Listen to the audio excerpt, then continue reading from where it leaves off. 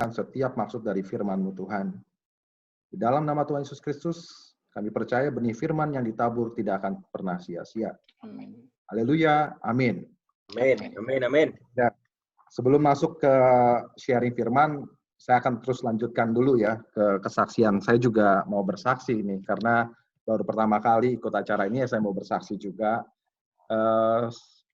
Kurang lebih sekitar 10 tahun yang lalu, saya pun juga masih berada ya di dunia yang kelam. Ya, bukan ujuk-ujuk langsung jadi seperti ini, tetapi ada proses. Saya percaya kita semua juga mengalami proses. Mungkin prosesnya hari ini teman-teman lagi jalankan, atau pernah, atau mungkin saja nanti. Tapi saya percaya kita akan menang dari proses itu. Amin. Amin. Jadi 10 tahun lalu, mungkin 2005 berarti berapa tahun? 15 ya. Karena saya kesaksian ini udah berapa kali, jadi saya sebutnya 10 tahun yang lalu. Sebenarnya sudah 15 tahun lalu. 2005 itu adalah titik terendah dalam hidup saya, baik itu dalam hal finance, ataupun dalam kerohanian, ataupun dalam keluarga. Ya, saat itu saya masih single, baru pertama kali menjejakkan kaki dalam kehidupan karir, tapi karena mata saya terbuka lebar untuk hal-hal yang duniawi, akhirnya saya jatuh, nggak kuat. Ya, dunia pekerjaan mengharuskan saya harus masuk ke dalam dunia, harus masuk dalam entertainment. Dan disitulah saya mengenal banyak tentang narkoba, saya mengenal banyak tentang dunia malam, klub malam, wanita malam, dan saya enjoy saat itu. 1 tahun berlalu, akhirnya Tuhan angkat saya. Tuhan masih sayang sama saya. Ya, Tuhan masih sayang sama saya dibuat jatuh, tidak punya apa-apa lagi, dan karena saya nggak punya apa-apa lagi, otomatis saya nggak bisa menginjakkan kaki saya ke diskotik. Ya, saat itu yang terkenal ya, yang udah ditutup ya, nggak tahu sekarang udah dibuka lagi, Crown, Miles, Millennium, dan lain sebagainya. Jenis narkoba juga udah beberapa macam lah saya cobain juga. Dan saya merasa saat itu hidup saya sudah sangat hancur dan di titik paling bawah. Lalu Tuhan mengangkat saya, Tuhan mengasingkan saya dari komunitas yang jahat, pergaulan yang buruk. Dia membawa saya pergi ke Singapura sebenarnya.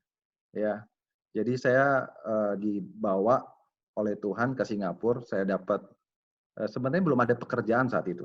Saya belum ada pekerjaan, tetapi saya nekat aja dan keluarga saya nekat juga kirimin saya ke sana. Kamu cari kerjaan sendiri di sana. Kamu daripada di Indonesia, di Jakarta ini buat masalah. Kamu kuliah nggak lulus. Ya karena saya kuliah juga tidak sesuai dengan bidang saya. Jadi saya nggak tertarik meluluskan diri saya. Saya pengen jadi dokter awalnya, tapi karena masalah ekonomi, keluarga saya bilang, kamu jadi ekonomi aja, manajemen ekonomi aja, gampang cari kerja, gampang lulus. Akhirnya saya nggak berminat di situ, setengah jalan, seperempat malah saya keluar, gitu kan. Lalu saya ke Singapura, disitulah Tuhan merubah hidup saya. Itulah titik balik dari hidup saya. Saya di sana hanya dipertemukan oleh teman-teman yang seminggu itu 3-4 kali ke gereja. Ya. Dan saya juga harus memulai karir saya dari hal yang paling sebenarnya tidak baik untuk anak muda. Kalau dilihat ya di Singapura itu kan banyak yang dorong-dorong troli itu, kerja yang agak kasar itu malah orang-orang yang udah tua. Ya, bersih-bersih itu orang-orang yang udah tua. Jadi karena saya nggak punya apa-apa di sana, nekat aja, itu baru pertama kali keluar negeri, saya ingat banget. Saya hanya dikasih modal oleh keluarga saya, kalau dalam rupiah itu 6 juta rupiah. Ya, maybe at that time 1.000 Singapura dolar ya. Lalu saya coba mengadu nasib saya di sana, tetapi yang jadi perbedaan adalah cara hidup. Yang tadinya berkilapan, bergemilang dengan hal-hal duniawi, tetapi di sana malah sebaliknya, Tuhan membawa saya makin dekat dengan Dia. Banyak penyesalan yang saya rasakan saat itu, tapi dari penyesalan itu setiap pagi Saya harus datang kepada Tuhan, bukan saya harus datang, tiba-tiba aja jam 4 pagi, nggak ada alarm, saya doa terus gitu kan. Saya menyesali hidup saya, apa yang saya lakukan di sana, apa yang sebelumnya, saya menyesali apa yang saya lakukan sebelumnya, dan Tuhan menjawab itu. Lalu mulai dari pekerjaan dorong troli, saya harus nganter barang-barang, sampai akhirnya Tuhan mengangkat saya lebih lagi.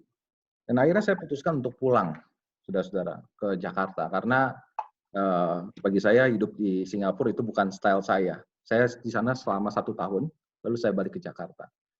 Dan itulah riwayat hidup saya yang pernah saya cicipi, jatuh dalam dosa, bahkan sangat terpuruk bagi saya. Lalu dari kejadian itu Tuhan membawa saya semakin dekat dengan Dia, lalu hati saya mulai tergerak untuk masuk terus lebih lagi dalam pelayanan. Saya tidak full timer, saya full heart, ya, tetap melayani Tuhan dengan sepenuh hati. Kira-kira 3 tahun yang lalu Tuhan memanggil saya untuk melayani Dia lebih lagi. Tuhan mengingatkan saya akan masa 15 tahun yang lalu. Dia bilang begini, Daniel, kamu udah lewatin masa cobaan itu, ujian itu, dan kamu menang. Kenapa nggak kamu share hidup kamu, share your life, share your experience pada saat, dan itu menjadi terang dan garam seperti yang tadi Kobani saksikan, bacakan bahwa harus jadi terang dan garam. Apa yang Tuhan sudah ubah dalam hidup kamu, Tuhan juga mau saya menjadi kesaksian bagi banyak orang. Makanya Tuhan taruh satu hati, satu kata, satu tema di dalam gereja ini namanya transformation. Jadi GBI TCC, Transformation Community Church. Saya percaya komunitas itu bisa membangun, tapi komunitas juga bisa menjatuhkan, ya kan? Jadi lewat komunitas yang dibangun, yang komunitas yang baik, banyak orang dimenangkan. Saya ingat pada saat saya di Singapura, komunitas saya adalah isinya orang-orang yang dekat dengan Tuhan. Saya harus berbagi kehidupan saya harus tidak tinggal diam. Apa yang Tuhan telah kerjakan dalam hidup saya akan lakukan untuk orang lain. Saya melihat pada saat itu dalam hati saya, banyak orang yang anak-anak muda baru masuk dalam dunia kerja, atau mereka yang baru diangkat Tuhan, tetapi harus jatuh karena nggak kuat imannya. Golden age. Ya. Kalau yang mungkin umurnya udah 60 tahun ke atas, mereka bisa dibilang cobaannya akan lebih sedikit. Tapi kita yang di usia produktif, usia aktif, cobaan itu akan lebih banyak. Ya. Godaan itu akan jauh lebih banyak. Akhirnya saya membuat satu komunitas, awalnya kita dari Komsel, komunitas. Tapi Tuhan mau saya melangkah lebih banyak lagi, lebih jauh lagi ke dalam satu pastoral, kegerejaan. Seperti yang tadi saya bilang, saya nggak full time di waktu saya untuk di pelayanan, tetapi dimanapun saya bekerja, dimanapun saya berada, saya tetap melayani Tuhan dengan sepenuh hati. Saya diizinkan Tuhan untuk membangun satu usaha di bidang alat kedokteran, ya, dan masih di bidang kedokteran juga di IT rumah sakit. Jadi Tuhan memberkati saya dengan beberapa bidang usaha, tetapi masih di dalam bidang rumah sakit. Agak lucu sebenarnya. Kenapa? Kalau saudara-saudara ingat tadi, passion saya sebenarnya bukan di ekonomi, bukan. Passion saya adalah di kedokteran. Nah, Tuhan bawa saya balik lagi ke dunia kedokteran. Itu pun juga awal mula saya mencicipi pekerjaan alat kedokteran ini, mulai dari iseng-iseng masuk ke website job seeker, ya. Dan lalu saya coba, dan akhirnya Tuhan menjawab saya dan saya diterima. Saya bekerja selama kurang lebih 6 tahun, lalu saat itu diberikan kesempatan untuk membuka satu usaha sendiri. Ya, jadi total saya buka usaha itu sudah 8 tahun saat ini. Jadi ya Tuhan membawa saya naik. Lalu Yang lucunya lagi, tadi saya juga bilang kan bahwa saya tidak sampai selesai, kuliah saya hanya seperempat jalan. Kurang lebih 3 tahun yang sama, di mana Tuhan gerakkan hati saya untuk masuk ke dalam pelayanan, saya diberi kesempatan untuk sekolah, melanjutkan kuliah saya. Dan kesempatan itu yaitu bidang teologi. Lalu saya mengiyakan, saya masuk ke kuliah tempat STT teologi itu, dan lama-lama keasikan, saudara-saudara. Dari pendidikan Kristen, master pendidikan Kristen, teologi dulu ya, sarjana teologi dulu, master pendidikan Kristen, lalu terakhir master teologi. Jadi ada aja cara Tuhan untuk mengubah seseorang. Kalau saudara saat ini sedang dalam prosesnya Tuhan, percaya deh, itu ibaratnya saudara kita sedang ada di Waze atau GPS atau Google Maps. Melenceng dikit daripada yang direncanakan, nanti balik lagi. Nanti akan dilurusin lagi. Ya memang takes time, akhirnya kita berproses. Pasti makan waktu. Tapi percaya, dia mendatangkan kebaikan. Kita tahu sekarang bahwa Allah turut bekerja untuk mendatangkan kebaikan. Saya percaya proses yang saya alami untuk mendatangkan kebaikan. Untuk kita yang mengasihi dia. Dan puji Tuhan, Kobani berikan saya kesempatan untuk bersama-sama dengan kita semua. Saya mau masuk dalam satu sharing firman sesuai dengan tema yang diberikan, Loving God with Loving Others. Sebenarnya juga agak berhubungan dengan apa yang saya alami, saudara-saudara. Karena kalau tidak ada rasa loving others, wah saya cuek aja. Yang penting Tuhan udah bangun saya, udah bangkitkan ekonomi saya, bangkitkan iman saya, udah cukup. Saya menjadi manusia yang berbahagia. Saya punya 1 orang istri dengan 3 orang anak. Udah that's it. Hidup saya udah komplit, sempurna. Saya tidak usah peduliin orang lain lagi. Tetapi dilalahnya 3 tahun yang lalu Tuhan malah menggerakkan hati saya untuk coba lu lihat orang lain. Mungkin Tuhan udah kasih kesempatan ke kamu. Tapi bagaimana dengan yang lain?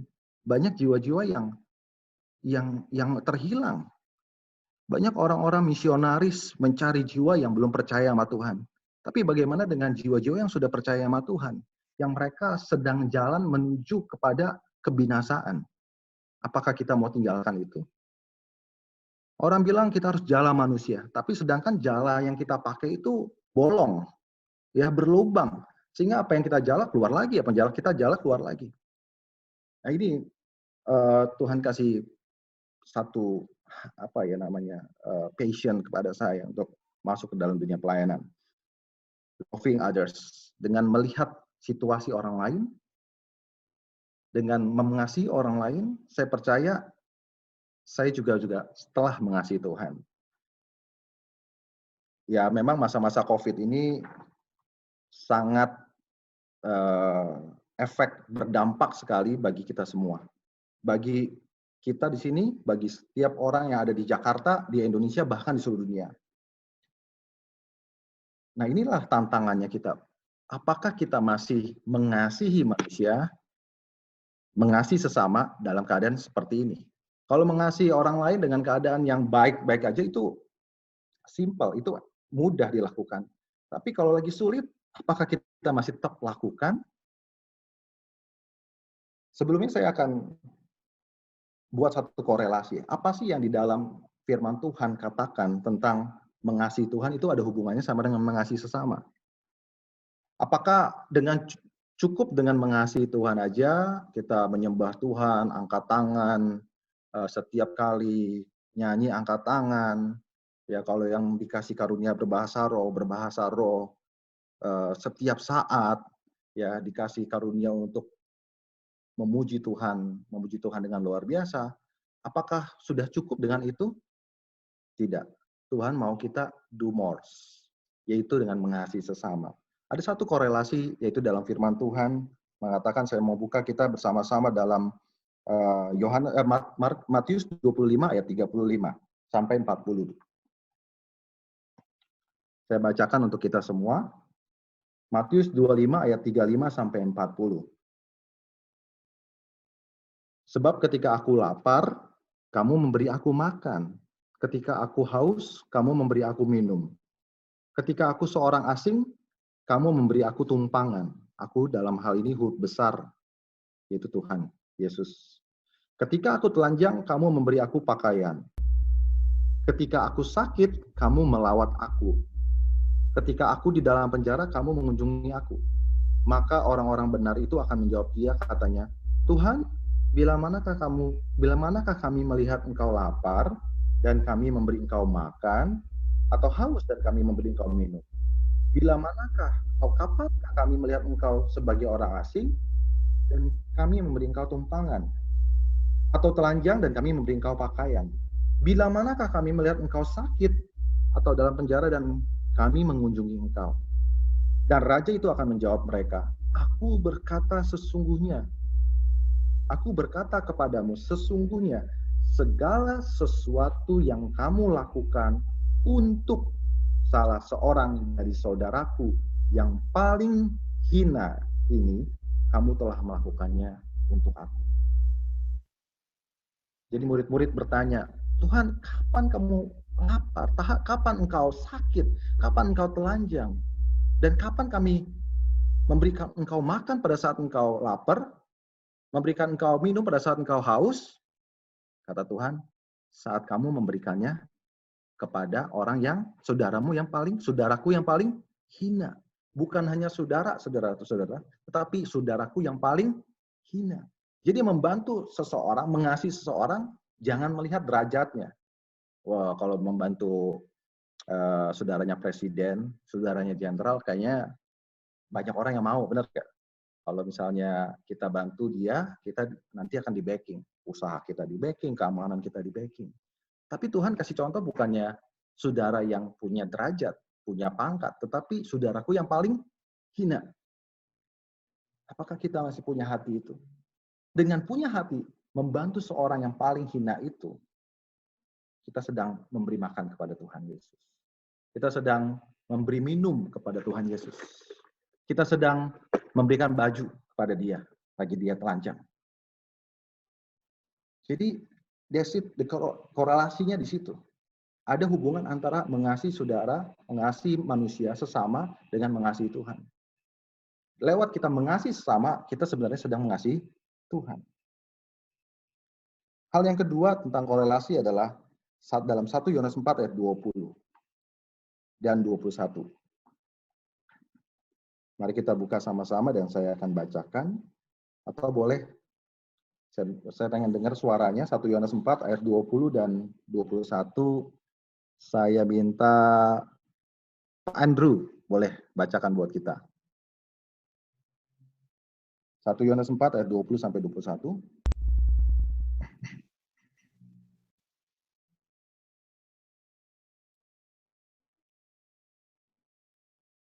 Bro Andrew bisa ngelihat bro di screen, udah ada bro.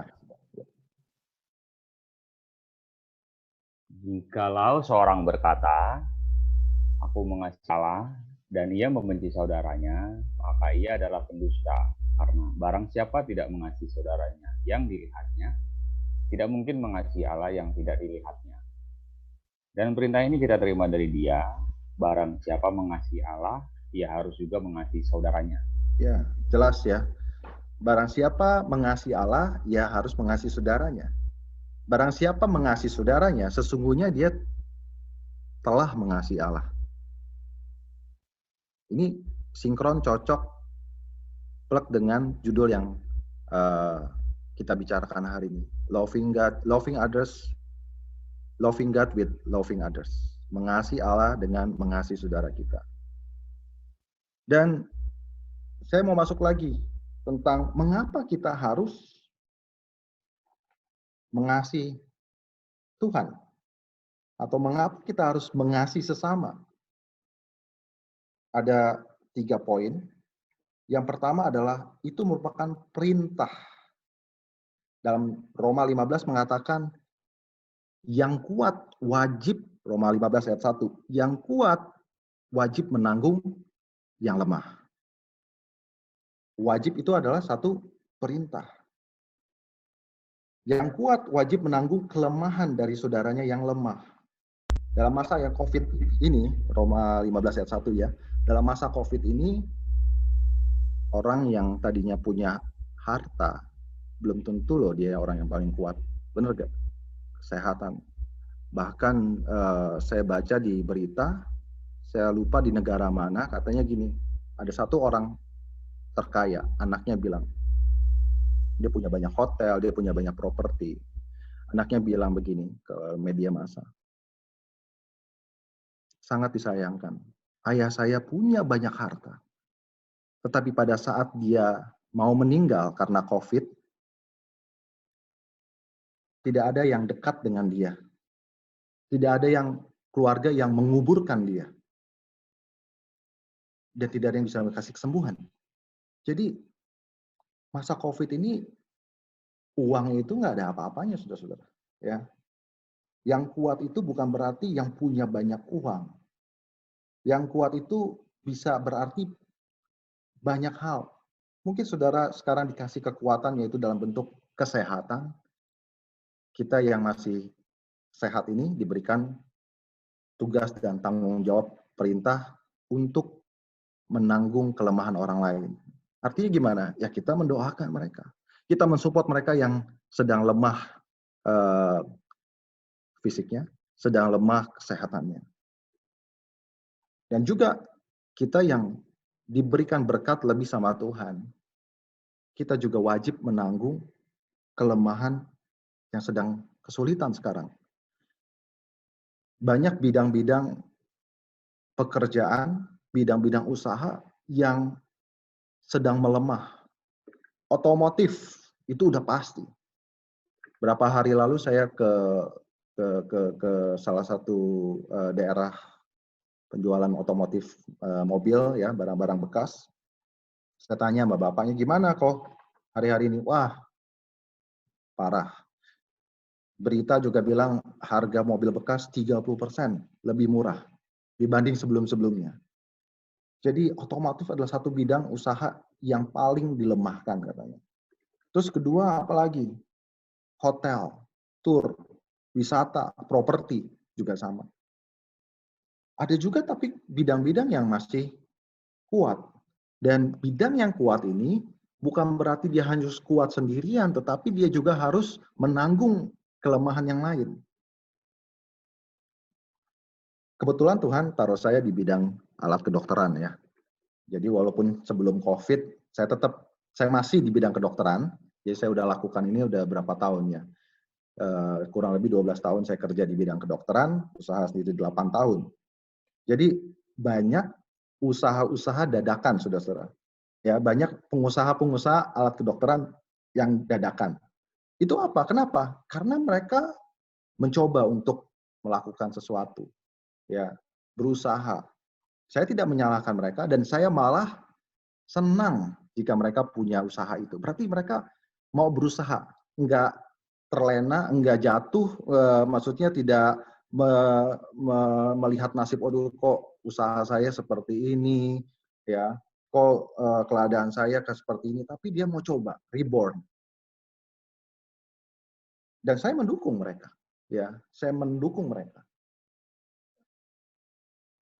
Dan masa pandemik ini saya lihat banyak sekali orang-orang yang perusahaan-perusahaan yang peduli dengan yang lain, saudara-saudara. Ya. Sehari-hari kita jualan ventilator, ya. Sebelumnya juga kita jual ventilator. Kita jual ronsen.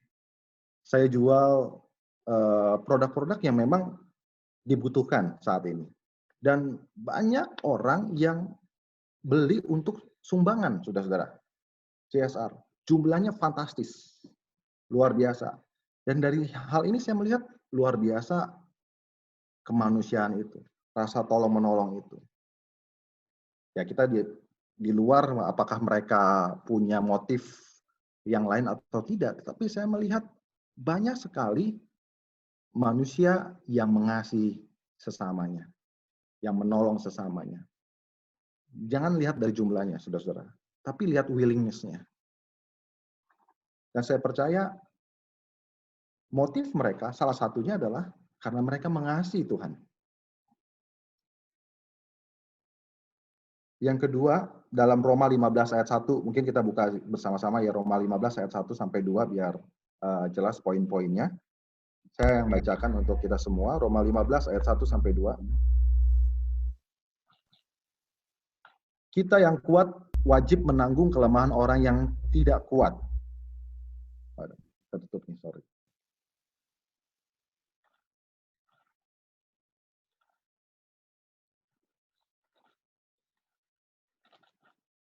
Kita yang kuat wajib menanggung kelemahan orang yang tidak kuat, dan jangan kita mencari kesenangan kita sendiri. Setiap orang di antara kita harus mencari kesenangan sesama kita demi kebaikannya untuk membangunnya. Dari kedua ayat itu, saya mendapatkan 3 hal. Yang pertama adalah yang kuat menanggung kelemahan. Wajib menanggung kelemahan. Jadi rasa saling tolong-menolong. Kita yang lemah, kita yang kuat menanggung yang lemah. Yang kedua adalah perintah Tuhan untuk tidak mencari kesenangan sendiri. Bidang yang lagi maju saat ini otomatis adalah kesehatan. Otomatis adalah bidang pangan, ya, bahan pokok. Tetapi kita yang berada di bidang yang diberkati, kita jangan cari kesenangan sendiri. Oh, yang penting gue untung, yang lain mati nggak apa-apa. Yang penting gue yang menang sendiri, nonjol sendiri. Enggak. Tapi malah kita harus mencari kesenangan orang lain, tidak mencari kesenangannya sendiri. Hati saya tergerak, saudara-saudara, pada saat saya lihat kok jualan harga-harga alat kedokteran malah makin melambung tinggi. Ya. Saya yang di bidang kedokteran, alat kedokteran sebelumnya, saya lihat kok harga itu berubahnya drastis sekali. Memang supply dari pabrik sedikit, karena permintaan negara dari seluruh negara itu naik. Tapi yang sangat disayangkan, padahal barang itu harusnya ada di Indonesia, tetapi harganya jauh lebih tinggi. Ya. Contoh ya, saya jual juga produk disinfektan saat itu. Awalnya saya tidak ambil peduli dengan harga. Tapi pada saat saya lihat di online, merek disinfektan saya lihat kok harganya makin lama nggak karuan, makin tinggi. Oh, harusnya saya senang dong, karena reseller saya mendapatkan keuntungan lebih, saya juga akan bisa mendapatkan keuntungan lebih. Tapi akhirnya saya putuskan ini kayaknya nggak benar nih. Saya kirim beberapa orang yang juga masuk di online itu, coba harganya harus disamakan. Saya masuk ke harga pasaran sekian, akhirnya semuanya pada turun. Ya, jadi ini yang harus kita lakukan, saudara-saudara. Ya mungkin saudara juga punya jenis usaha yang sama di saat pandemik ini. Janganlah kita cari keuntungan di tengah masalah, saudara-saudara. Yang ketiga, katanya ayat yang kedua mengatakan demi kebaikan orang lain untuk membangunnya. Demi kebaikan orang lain untuk membangunnya. Ini bicara mengenai tentang motivasi yang benar, saudara. Apakah motivasi kita menolong orang itu untuk membangun dia atau malah menghancurkan dia? Kok bisa, Pak? Bisa. Kita memberikan pinjaman kepada seseorang, wah ada orang yang mau minjem uang, dia lagi perlu banget uang. Boleh, kamu pinjam berapa duit? 100 juta, oke. Bunganya 5% ya. Wah, itu bukannya membangun dia, saudara-saudara ya, tapi malah bisa menjerumuskan dia, bisa menjatuhkan dia. Atau itu juga bicara dengan motivasi yang benar. Banyak saudara-saudara di tengah pandemik ini, mereka yang katanya CSR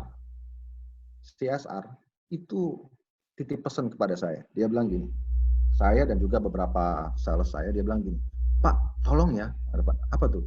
Masukkan invoice-nya jangan kecil-kecil, ventilator itu. Kalau bisa 3 kali lipat, Pak. Kenapa? Supaya kita dilihat menyumbangnya gede, gitu. Saya nggak bisa sebutkan perusahaannya apa, tapi itu perusahaan-perusahaan top loh padahal, saudara-saudara. Tapi mereka punya motivasi seperti itu. Ya, padahal Tuhan nggak lihat itu loh. Ya, Tuhan lihat kerelaan hati kita, motivasi yang benar untuk membangun orang lain, untuk kebaikan orang lain, bukan kesenangan kita sendiri. Dan bagian yang pertama mengenai mengasihi sesama itu karena perintah Tuhan, dikuatkan oleh firman Tuhan, itu Galatia 6 ayat 2. Bertolong-tolonglah, Galatia 6 ayat 2, bertolong-tolonglah kita menanggung beban orang lain. Dengan demikian kita memenuhi hukum Kristus. Hukum itu perintah kan, wajib. Jadi dengan kita menolong, saling tolong menolong, kita katanya sudah memenuhi hukum Kristus. Jadi mengasihi Tuhan, mengasihi sesama itu adalah perintahnya Tuhan. Kita sudah memenuhi hukumnya Tuhan. Sudah memenuhi perintahnya Tuhan. Bertolong-tolonglah menanggung bebanmu, demikianlah kamu memenuhi hukum Kristus.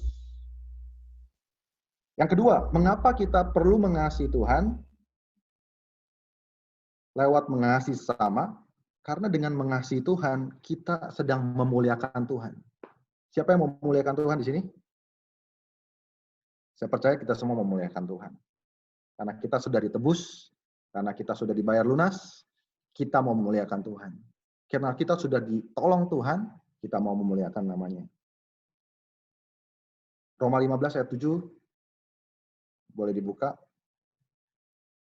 Boleh salah satu membacakan Roma 15 ayat 7. Yuk, saya bantu baca. Ya, terima kasih, Billy. Roma 15 ayat 7. Sebab itu terimalah satu akan yang lain sama seperti Kristus juga telah menerima kita untuk kemuliaan Allah. Ya.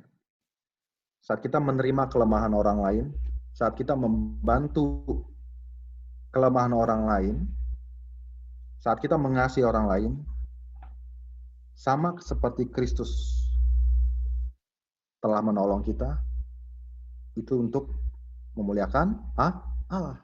Untuk semuanya untuk kemuliaan Allah. Saat kita menolong orang lain, nama Tuhan dipermuliakan. Saat kita mengasihi orang lain, nama Tuhan dipermuliakan. Mengapa kita menolong sesama? Hal yang ketiga adalah karena dalam 1 Yohanes 4 ayat 19, karena Allah telah terlebih dahulu mengasihi kita. Karena Allah telah terlebih dahulu mengasihi kita. 1 Yohanes 4 ayat 19.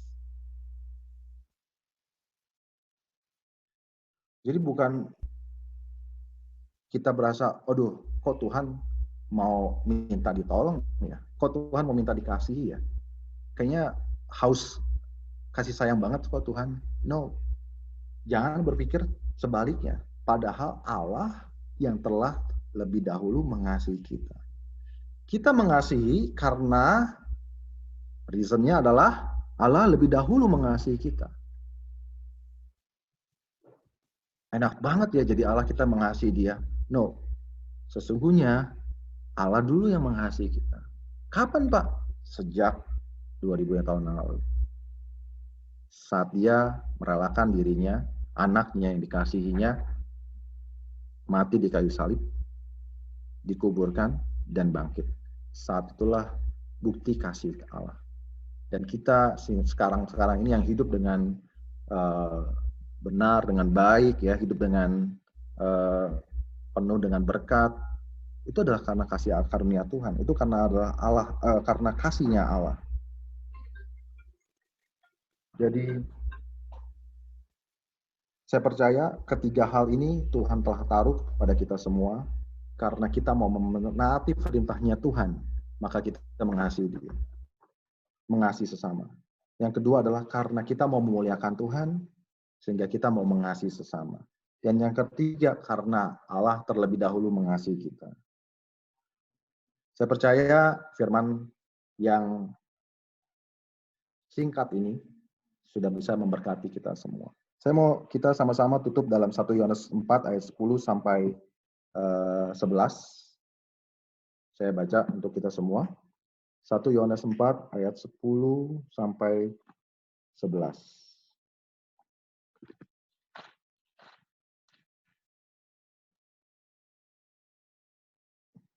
Inilah ayat penutup kita pada malam hari ini. Inilah kasih itu. Bukan kita yang telah mengasihi Allah, tetapi Allah yang telah mengasihi kita. Dan telah mengutus anaknya sebagai pendamaian bagi dosa-dosa kita. saudara-saudaraku yang kekasih, jikalau Allah sedemikian mengasihi kita, maka haruslah kita juga saling mengasihi. Jikalau Allah sedemikian rupa mengasihi kita, maka demikianlah kita juga harus saling mengasihi. Saya percaya judul yang telah disiapkan oleh chapter ini, judul yang luar biasa, telah didoakan di tengah-tengah problem dunia, saat kita masih bisa mengasihi orang lain. Itu artinya kita sedang mengasihi Tuhan. Saat kita mengasihi Tuhan Allah kita sedang memuliakan Dia. Kita sedang menaati perintah Dia. Dan kita sedang membalas kasih-Nya Allah. Saya percaya chapter Bundaran HI 12 ini, benar ya, 12 ya, adalah chapter yang mengasihi Allah, adalah pribadi-pribadi yang mengasihi sesama. Satu judul yang sulit dilakukan di tengah pandemik, tapi kita percaya atas kekuatan daripada Roh Kudus, kita dimampukan untuk berbagi kasih, berbuat baik di tengah masalah ini. Saya percaya kita diberikan kekuatan untuk mengasihi, menanggung kelemahan yang lain. Oh Pak, saya sekarang lagi dalam keadaan yang lemah. Semua orang bisa jadi lemah yang dulunya kuat. Inilah giliran kita, inilah tugas dan tanggung jawab kita. Yang lemah menanggung yang kuat. Dan itu adalah perintah dari Tuhan kita. Ya, semoga firman-Nya memberkati kita semua. Kita menjadi pribadi-pribadi yang mengasihi Allah lewat mengasihi sesama kita. Oke, selamat. Terima kasih buat Pastor Daniel yang sudah sangat memberkati kita semua buat sharing pada malam hari ini. Memang betul ya, saat sekarang ini memang kita itu lagi benar-benar dilihat dan diuji. Kita tuh benar-benar nggak mengasihi Tuhan. Apa praktikalnya kita saat kita bilang bahwa aku sangat mengasihi Tuhan, tapi sama saudara sendiri berantem atau sama sesama tidak mengasihi gitu loh. Itu namanya apa? Sangat kontradiksi sekali antara kita dan seolah-olah kita tuh membohongi sesama diri kita dan Tuhan gitu. Mungkin teman-teman di sini ada yang mungkin mau bertanya dari apa yang sudah di-sharingkan oleh Pastor Daniel. Saya persilakan. Boleh saya sedikit aja tambahkan. Dalam 1 Yohanes 4 itu juga mengatakan bagaimana kita bisa mengasihi yang tidak kelihatan, orang toh yang kelihatan di depan mata aja kita nggak kasihi, katanya gitu kan. Jadi dengan mengasihi yang tidak kelihatan, mengasihi yang jauh di sana, kita harus mengasihi yang dekat dulu dengan kita. Bagus, amin. Teman-teman, ada yang mau tanya? Sharingnya Pak Daniel atau mungkin kesaksiannya tadi kesaksiannya sih sungguh menguatkan kita semua loh Pak, karena full gospel memang betul-betul adalah satu universitas kehidupan kalau saya bilang. Kita belajar yang nggak dipelajari di sekolah, kita belajar yang nggak dipelajari di mana-mana, tapi cuman di lingkungan full gospel ini kita tuh diajar untuk bisa menerima orang lain, menerima kritikan orang lain. Kita sudah melakukan pekerjaan Tuhan tapi dikritik, dimaki-maki lah apa. Nah, kita semua diajar untuk kesabaran itu semua. Dan puji Tuhan malam ini itu sungguh-sungguh bersyukur banget, pas banget apa yang kita harus bisa terapkan, kita praktekkan pada saat masa pandemi COVID-19 ini. Praktikalnya kita seperti apa? Teman-teman mungkin bisa saling introspeksi diri masing-masing. Selama ini kita sudah berbuat apa? Buat chapter BHI 12 kita sudah berbuat apa gitu. Saya nanti akan sharingkan sedikit ide apa yang akan saya sampaikan berkenaan dengan COVID ini. Mungkin teman-teman ada yang mau tambahkan atau sharingkan atau mungkin bertanya. Peter ya mau tanya. Ya. Ada yang mau tanya teman-teman? Silakan. Mungkin kalau nggak ada yang nambahin, saya boleh nambahin ya. Mohon izin, Pak Saudari. Saya mungkin sharing sedikit karena kebelet bicara juga karena ini mengena banget ke saya gitu. Dan saya di sini juga percaya gak banyak ya, di sini cuma sekitar 10-11 orang dan ini brothers saya sendiri. Jadi saya tingkat kenyamanannya saya juga oke, nyaman untuk kita di sini. Jadi teman-teman terdekat saya yang memang di sini, karena ini sesuatu yang gak begitu baik juga yang saya ceritakan semestinya. Tapi I get kenyamanan itu, jadi saya mau cerita. Karena sekali lagi, 1 Yohanes 4 ayat 20 tadi, ketika dibacain itu saya menulis ayatnya. Cuman dari segala ayat Alkitab yang saya rasa bagus, ini ayat yang saya paling takut kalau ketemu. Gitu ya, karena saya udah tahu ayat ini jauh, tapi saya nggak mau ngelihat ayat ini. Karena ini berat banget nih ayat. Dia menuntut kita kalau kita bisa saat teduh, bisa baca firman, bisa ngomongin Tuhan, tapi kita nggak melihat, mengasihi yang kelihatan, terutama spesifiknya saudara, ini sama aja kita nggak menyayangi Tuhan gitu. Nah, dan ini agak saya nggak tahu apakah yang lain juga merasakan. I need to get more kenyamanan saya untuk berbuka ini ya, oke. Karena gini, kadang kita kalau mengasihi orang lain yang nggak dekat sama kita itu mungkin lebih easy ya, mungkin mengasihi orang lain, ngasih gift, ngasih ini untuk membantu meluangkan waktu. Tapi terkadang kalau dengan orang yang dekat, terutama keluarga kita sendiri, kadang itu nggak gampang gitu, karena kita lebih kenal, lebih ada ekspektasi, lebih berasumsi, friction-frictionnya lebih tinggi gitu kadang. Nah, itu yang tadi susah. Mungkin saya juga cerita, saya sama saudara saya ini cekcokan terus juga gitu. Saya terbuka ini, mungkin brother-brothers yang dekat sama saya di sini tahu gitu. Kita sama mengasihi, tapi kayak dibilang itu dari dulu, dari kecil tuh kayak semacam itu loh, jong. Ya, whatever, regardless itu, sampai kalau berantem biasanya mungkin saya sama keluarga bawa ayat juga gitu. Sana bawa ayat, sini juga bawa ayat gitu istilahnya ya. Nah, itu juga nggak bagus dan dilihat orang tua gitu misalnya. Nah, jadi balik lagi tadi 1 Yohanes 4 ayat 20 ini yang saya nggak mau baca. Saya tahu sebenarnya saya mau cari ayatnya di mana juga, saya nggak mau cari gitu. Terus tiba-tiba ketika temanya ini, mungkin saya sedikit terusik, saya kepingin lebih menyayangi others. Di sini quote unquote bukan dari keluarga, mungkin ke orang-orang lain, ke pegawai saya, ke tim saya, ke member chapter ini. Tapi tadi spesifik dibilang saudara kamu gitu. Nah ini kemudian saya tadi memang udah mau bertanya ini. Terus bagaimana? How to gitu. It's not easy. Malah ternyata dijelaskan dengan sangat baik. Saya cuma nge-echoing yang dijelaskan sama Pastor Daniel di Roma 15 ayat 7 itu. Terimalah sesama seperti aku menerimamu gitu. Nah itu Jadi kadang saya barusan siang tadi bahas tentang salah satu keluarga saya juga gitu.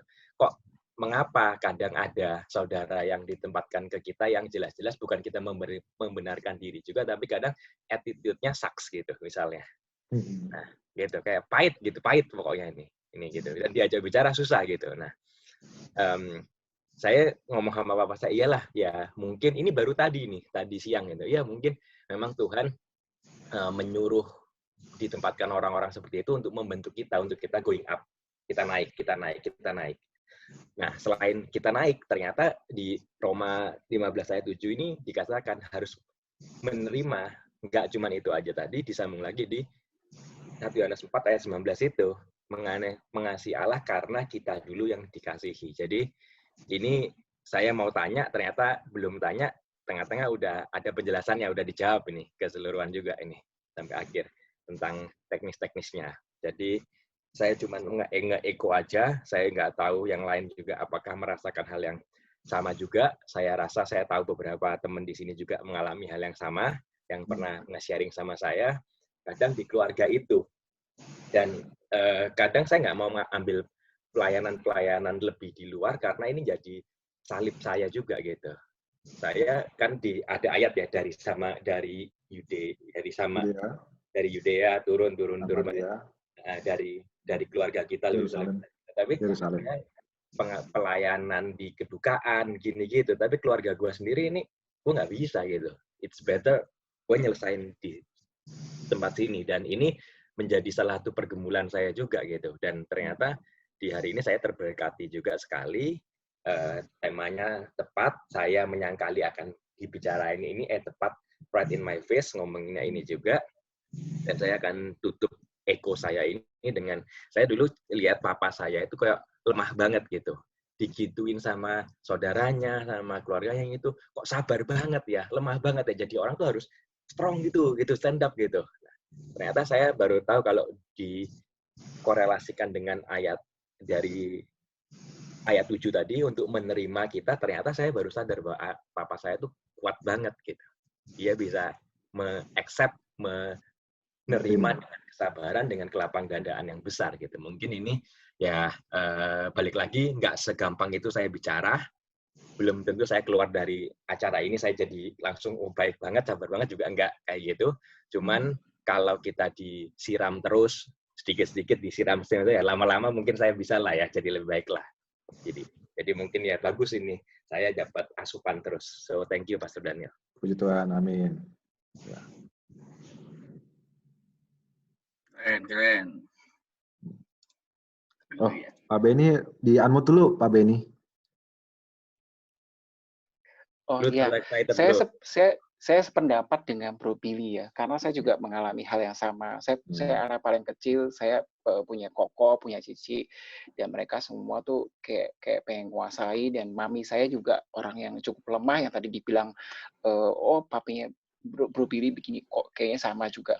Tapi satu hal, hari ini saya juga belajar, saya diingatkan bahwa memang betul, kalau kita memang benar-benar mencintai Tuhan, kita memang harus lihatnya ke Tuhan sih. Kalau pada saat kita ada masalah dengan saudara, kita mesti harus bersikap seperti apa yang tadi Pak Pastor Daniel sampaikan ke kita semua. Ayat yang sangat menguatkan sekali itu, sampai saya catat juga. Karena memang Tuhan mencontohkan kita untuk mengasihi sesama. Kita yang rela dulu dari saudara-saudara kita dulu, baru setelah itu ke others keluar, kayak gitu. Terima kasih banget Pak Daniel buat sharing malam hari ini. Ada satu teman orang yang mau akan tanya atau ngasih pendapat. Silakan, kalau nggak ada, Bro Halim. Biasanya Bro Halim banyak ngomong nih, sekarang diam aja. Boleh. Ada Bro Tio nih, Bro Tio baru join. Oh, Bro Tio, apa kabar Bro Tio? Ban lu mau ngasih orang ya? Kasih gua Rolex dong, Ban. Hah, Rolex? Ya udah, boleh. Nanti coba lah. Lu kopi kerennya dijual dulu aja, Bro, ke gua, Bro. Canda. Ada nggak Ya. Pak Halim? Ada yang mau tanya nggak Pak Halim sebelum ini nih? Wah, saya nggak nyangka loh Pastor Daniel itu bisa maksudnya men-sharingkan hal seperti ini. Kita tetangga, tapi kita nggak pernah tahu ya, Pak ya. Gimana Pak Halim? Saya nggak mau nanya. Saya terberkati sama Pastor Daniel. Yes. Amin, puji Tuhan. Ya. Saya juga Pak, saya terberkati sekali dengan Pak Suden, sangat amazing banget. Harusnya kita ngundang anak-anak Purim Mansion Pak, kok seperti Winangun, seperti Pak Joko, ya Pak ya, benar kan? Iya. Nanti boleh, deh Pak, next time. Ya. Oke, kalau nggak ada pertanyaan dan tanggapan, kita mau akhiri chapter pada malam ini. Sebelumnya Pak, saya mau mengucapkan terima kasih sekali lagi buat sama-sama pelayanan Bapak pada malam hari ini. Kiranya Tuhan memberkati pelayanan Bapak, memberkati keluarga Bapak, memberkati bisnis Bapak berlimpah-limpah, dan kemudian menjadi berkat juga bagi para kita semua di sini. Terus ada satu kenang-kenangan buat Pak Daniel. Nanti kalau misalnya pas sempat saya bisa mampir ke rumah Pak Daniel ya. Oh ya. Karena kita harusnya sebenarnya ketemu Pak, tapi kita Iya. Sama-sama di Purim Mansion kita. Itu bisa dikirim, Bro. Hah? Bisa dikirim lah. Oke. Kita mau akhiri. Sama-sama. Mau akhiri. Hah? Kenapa boleh Tio? Tanya nggak Pastor? Nah, silakan. Tio, wajahnya mana Tio? Yes. Halo Bro Tio, gimana kabarnya Bro? Baik. Amin. Waduh, keren banget. Simon nih berkumpul semua ini. Kan, ini Bro, ini kan Bro Calvin. Bro Tio, ya. Ini kan pandemi COVID-19 kan. Waktu 1 bulan lebih yang lalu aku masih ada pelayanan bagi-bagi nasi bungkus sih sama Gojek. Cuman Iya. terakhir ini memang Tuhan suruh stay at home karena kan aku posisinya kan tinggal sama my family kan. Nggak bisa Iya. saya sembarangan keluar juga kan. Karena kan temanku maksa. Lu jangan di kamar aja, ntar gempa bumi juga lu mati juga di situ ada gitu. Bukan aku nggak belajar taat sama Tuhan sih, karena kita juga harus berhikmat. Seperti kita buka di Yesaya 30 ya sebentar.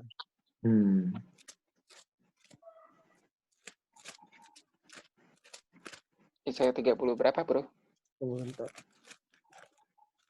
Bro Tio ini seorang musafir. Oh, di mana tinggalnya, Bertio? Di karet.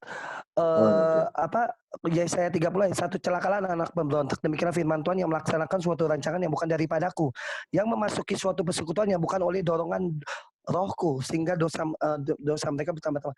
Waktu kemarin aku sempat udah mau kayak gue bilang, Tuhan kok gue diem aja, gue sedih juga. Maksudnya memang temanku tiap minggu baksos ya, bagi-bagi makanan, bagi nasi bungkus, bagi ini, tapi tiap minggu, memang seminggu tuh bisa 2 kali. Memang aku udah sampai mau, tapi aku satu titik pikirin kokoku, karena kan kokoku kan agak tua kan, 50 lebih kan di rumah kan. Kalau aku bawa diri sendiri mungkin oke. Aku sempat kayak sedih juga sih. Maksudnya kok aku nggak bergerak ya Pak. Jadi kayak tertuduh sama iblis, ngerti nggak sih lo?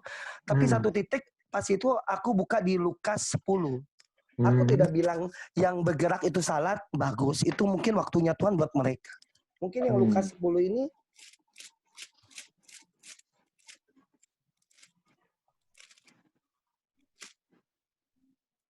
Lukas 10 seperti Maria dan Marta kan.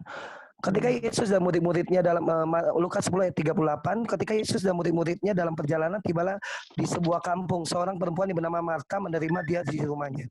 Perempuan itu mempunyai seorang saudara yang bernama Maria. Maria itu duduk dekat kaki Tuhan dan terus mendengarkan perkataannya. Sedang Marta sibuk sekali melayani. Ia mendekati Yesus dan berkata, Tuhan, tidakkah engkau peduli bahwa saudaraku membiarkan aku melayani seorang diri? Suruhlah dia membantu aku. Tetapi Tuhan menjawabnya, Marta, Marta, engkau khawatir dan menyusahkan diri dengan banyak perkara, tetapi hanya satu saja yang perlu. Maria telah memilih bagian yang terbaik yang tidak akan diambil daripadanya. Ya sempat aku bergejolak karena aku berpikir apa gue salah ya, gue nggak melayani Tuhan. Jadi karena waktu itu temanku telepon terus kan, ada beberapa dia bilang, ya lu itu harus melayani, jangan diem aja, udah kebanyakan berdiam diri. Iya sih, gue bilang tadi sempet, tapi setelah aku baca ini dan aku dapat di Roma 13 lagi, bukan Roma 13, oh ya Roma 13, kepatuhan kepada pemerintah.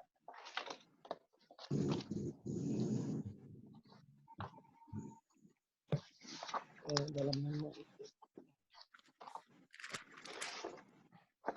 Tiap-tiap orang harus takluk kepada pemerintah yang di atasnya, sebab tidak ada pemerintah yang tidak berasal dari Allah. Dan pemerintah-pemerintah yang ada ditetapkan oleh Allah. Sebab itu barang siapa melawan pemerintah yang melawan ketetapan Allah, dan siapa yang melakukannya akan mendatangkan hukuman atas dirinya sendiri. Ya sempat sih aku kayak mau pergi sih, memang jujur.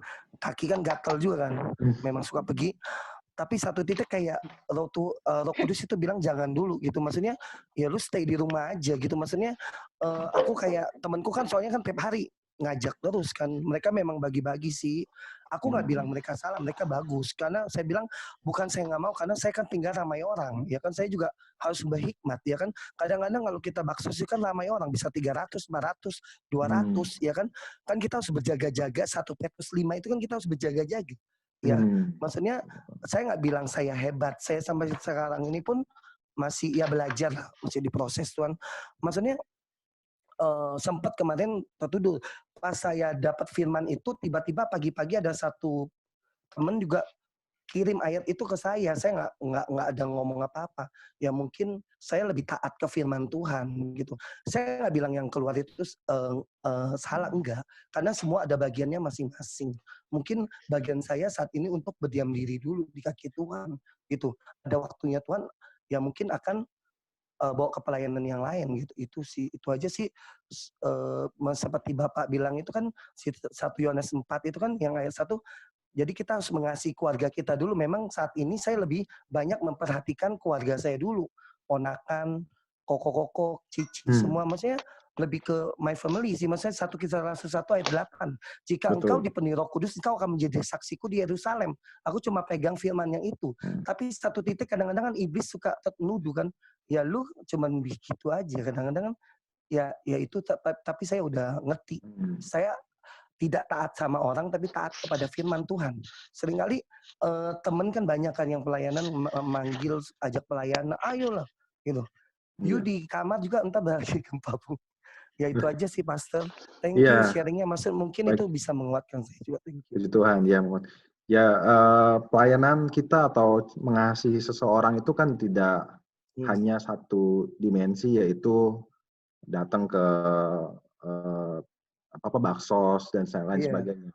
Banyak hal dan timing waktu Tuhan itu kan tepat ya. Kapan saatnya kita harus membantu seseorang, membantu dokter, perawat, dengan kita stay at home juga salah satunya sebenarnya sudah mengasihi mereka, membantu mereka dengan memahami. Alim tuh bantu pakai kopi keren.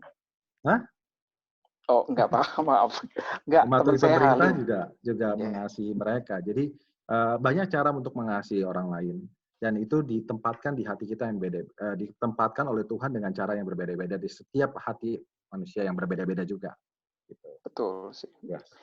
Pak Danli, berarti semua terberkati loh Pak. Buktinya ini Bro Tio yang selama ini diem, nggak pernah nanya, nggak pernah ngobrol. Tapi hari ini saya amazed banget. Dia bisa tanya, bisa kasih opini, bisa, aduh, kasih saya ayat senang nih, banget banyak. sih. Iya, kasih ayat. Memang dia suka membaca Alkitab dan berdoa Luar Pak dia biasa, Pak. Oh. Ya. Itu berarti setelah COVID harus ketemu kita ini. Amin. Iya. Diundang lagi nih, langsung nih ketemu jumpa nih. Ketemu Pak Daniel juga ya, ketemu sama dia. Oke, kita mau akhiri chapter. Tio Buki yang main tolong tuh. Oh, Tio Buki. Wes berbeda zaman, Bro, netolong itu, Bro. Iya, ini beda sih zamannya Halim kan zaman tua, Bro. Ojo. Oke, kita mau akhiri chapter pada malam hari ini. Sebelumnya kita mau berdoa. Tapi sebelum saya mau tutup dalam doa, boleh ya Pak Daniel, saya mau kasih pengumuman sedikit ya, mumpung ada beberapa member di sini. Jadi gini, kita peduli, member BHI 12 peduli akan beberapa teman yang mungkin terdampak dari COVID-19 ini ya.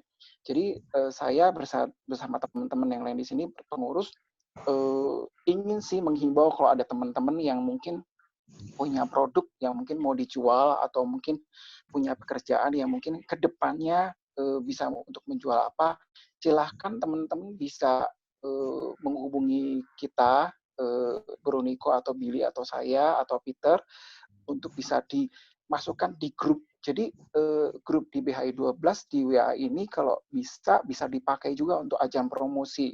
Tuh misalnya seperti sekarang ini ada Bro Andrew, ada Bro Tio yang bisa jual macam-macam gitu ya. Terus ada Calvin yang mungkin bisa saat-saat pandemi ini untuk bisa menunjang kepada teman-teman yang lain. Jadi sifatnya lebih ke arah kita memfasilitasi lah gitu. Nah, kalau misalnya mungkin berkembang bisa masuk ke IG seperti yang saya pernah utarakan juga ke teman-teman di sini. Nanti teman-teman jangan pasif, silakan bertanya, silakan bisa berpartisipasi untuk bisa dimasukkan di ruang member di grup tersebut ya. Untuk Bro Tio, Andrew atau Calvin gitu ya. Silakan bisa diresponi. Oke, kita mau masuk dalam doa penutup. Saya persilakan kepada brother kita Tio untuk bisa menutup dalam doa. Doakan Pak Daniel, doakan juga teman-teman yang lain di sini. Ayo Bro Tio. Doain dong. Nyokap. Oh iya, nyokapnya Halim lagi sakit apa tuh, Bro? Syaraf ketarik kaki. Syaraf kaki. Bukan syaraf kejepit ya? Bukan. Itu yang mau jualan boleh ya. Kalau mau jual diri lu jadi mucikari dong di sini. Tuh. Di sini dia pastor ya, lu ngomong sembarangan ya si Bapak ini satu. Kecuali kopi keren nggak boleh, udah dilarang loh. Jual talenta diri maksudnya.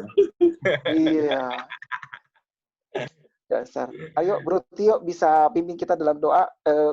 Sebelumnya doakan mamanya daripada Pak Halim. Ya, saat ini sedang sakit ya. Mari kita tundukkan kepala Bapak. Terima kasih Tuhan, kami bersyukur buat malam hari ini Tuhan. Terima kasih untuk penyertaan-Mu Tuhan. Terima kasih untuk apapun yang Kau berikan buat kehidupan kami Tuhan. Kami bersyukur Tuhan, ampuni apapun yang tidak berkenan di hadapan-Mu Tuhan. Kuduskan setiap kami Tuhan, hati kami, telinga kami, bibir kami dikuduskan Tuhan.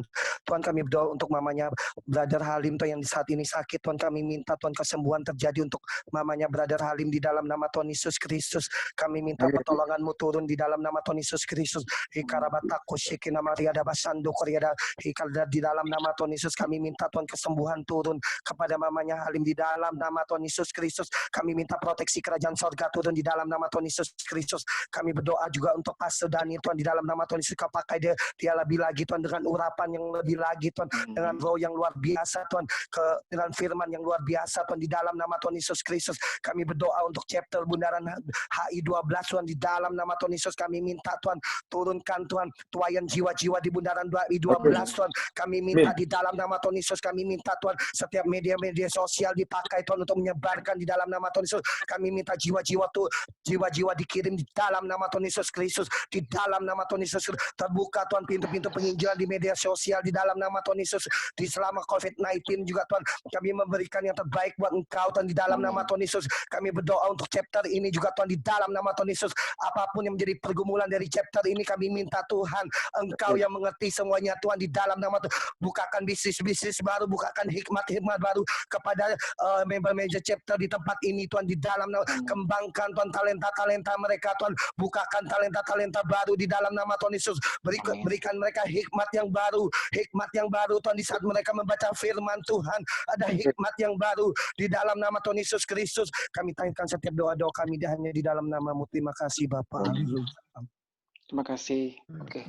Terima kasih teman-teman semuanya. Mari sebelum tutup kita foto bersama dulu ya. Kita foto dulu. Terima kasih Bro Tio buat doanya. Keren banget doanya. Membakar. Ayo yang belum gitu tuh Bro Halim. Ini yang nggak ada wajahnya ini. Gimana ini? Serius keren. Bro Edwin Robert. Doa Bro. Digambar aja yang ada wajahnya. Doa kelihatan ya. Tangan depan. Ayo Bro Tio sama Calvin. 1, 2. 1, 2. Oke. Pak Daniel, thank you for your time. Sama-sama. Thank you Pak Daniel. Thank you Mas Daniel. Thank you Mas Daniel. Tuhan berkati. Thank you Tio. Victor yang join pertama kali juga meluangkan Donido. Oh iya, Victor. Victor, thank you. Mungkin Minggu depan datang ya Victor. Join lagi ya Victor ya. See you next week. Victor jangan lupa Ketemu lagi. Ya. Tio sama Calvin juga ya. Pak Budi juga terima kasih. Thank you Pak Daniel. Sama semuanya. Terima kasih Pak Daniel. Bye. Thank you Pak Daniel, thank you semuanya. Bless you. Thank you.